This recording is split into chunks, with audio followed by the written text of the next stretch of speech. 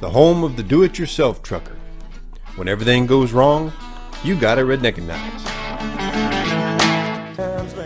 Just kick back and relax in here, and I was going to talk about one more thing before we had called it a night. And I just came across the wire, just a few minutes ago. Looks like it made maybe the 60 Minutes show on CBS. It's a CBSNews.com, and it says automated trucking, a technical milestone that could disrupt hundreds of thousands of jobs hits the road.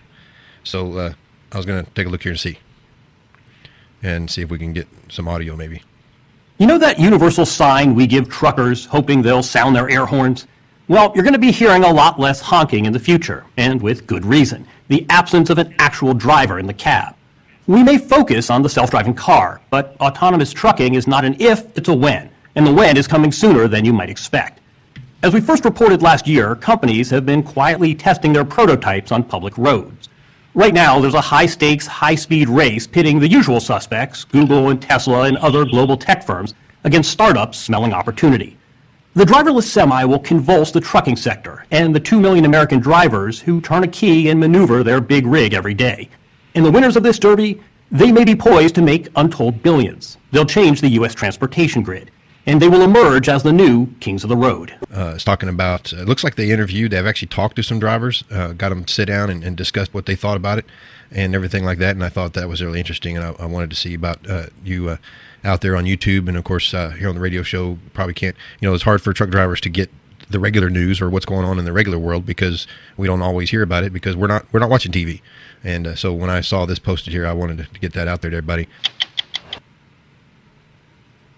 There you go. Hey, so I just wanted to get some just your insight on that, what y'all thought about that, because I think the biggest problem I took away from that is that there's not a lot of regulations with the state and federal governments about sharing data, and I thought that was kind of weird. So, Greg, what do you think about that? Well, I knew you was going to do this to me. You really want to do it? All right. First off, how many jobs? They're talking about creating jobs in this country. How many jobs is that going to take away? Yeah, he said in the video over 300,000.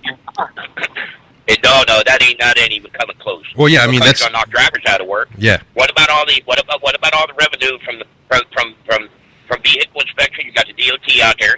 All right, they're going to lose a lot of their jobs because they ain't going to need them out there because anything happens to that truck, the computer's going to tell them, hey, this is wrong, that's wrong, this got to be fixed, that's got to be fixed. They're going to take it, shut it down right there. Yep. All right, so they're going to lose jobs. All right, now, not only that, you're going to have the list goes on and on. I mean, there's going to be a lot of jobs lost there. A lot of jobs are going to get lost. Yeah. I mean, I was sitting here thinking about that, and I'm thinking, really, you got, your mechanics. I mean, they're going to have to go through extensive training, to be able to work on these things because of the electronics and everything in them. All right, you're going to lose. Look at how many jobs are going to get lost at truck stops. Just truck stops alone. You ain't going to need that. You ain't going to need these big truck stops. All you're going to need is fueling stations. That truck pull in, put fuel in the truck or whatever, and if they go electric, well, you ain't going to even have that. So that's going to put a lot of these truck stops out of business. It's going to God knows we ain't got no restaurants out here anymore, so it's going to put all the fast food joints out of business out here along the interstate because look at 90% of them is truck drivers. Every truck stop you go into is full of fast food. It's going to knock jobs out there. Yeah, everything. I mean, it's unbelievable. I mean, the roads are going to be so crowded, you can't get around now, and they're still going to have to do construction. They're still going to be doing road construction. Now you've got half the trucks sitting in the daytime, you got none running at night. I mean, you got some running at night, but all these trucks are going to be out continually. Like they said, that truck don't have to sleep. That computer don't have to sleep. Yep. So that truck will run 24/7. It's got every truck in this country, every truck out there that's operating is going to be out there moving around day and night. The roads is going to be so plugged up and crowded, you ain't going to get around in a car. Because they get into construction now, you got 900 trucks, into construction. The only thing it's going to do is make them use the right lane when they come into construction. If it's just right lane closed, and maybe that computer got sense enough to put it in the right lane instead of everybody trying to be first. Like they do out here now. But still, that being said, it's going to knock a lot of jobs out. It's going to take more jobs away than 300,000 or whatever they're talking. Well, and they're just talking to drivers that's going to lose jobs. Just the drivers. That's not counting everybody else, it's a trickle-down effect, and it's going to take more than just drivers out. Well, and just like it's going to take more than like you're saying, Greg. It's going to take out businesses, even the small mom and pop truck shops. They're gone.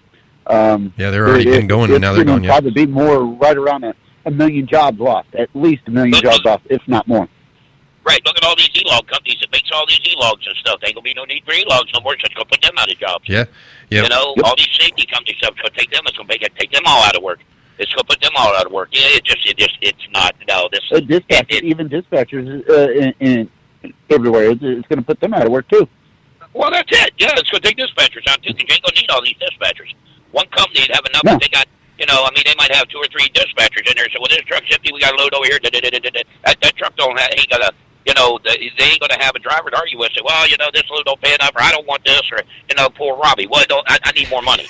Well, no, that truck don't care. Well, they're going to dispatch that truck. Say, you go here, you start here, you originate here, you end up here, and that truck, boom, it's gone.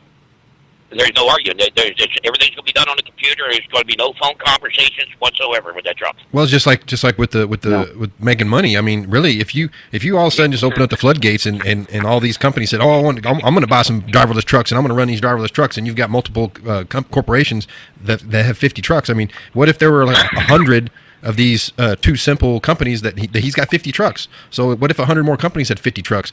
Well, next thing you know, they're going to haul freight. Well, now the freight rates are going to plummet because the shippers want the shippers want to pay the cheapest rate.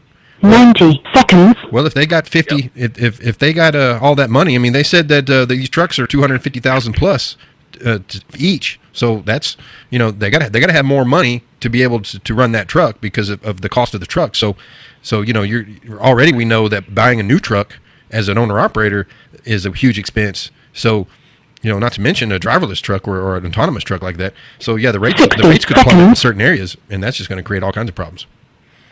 Well, they're going to lose a lot of. Look at how many attorneys is going to be crapping their pants too, because they ain't going to be able to sue the truck because they're drivers and stuff. Yeah. Like I said before.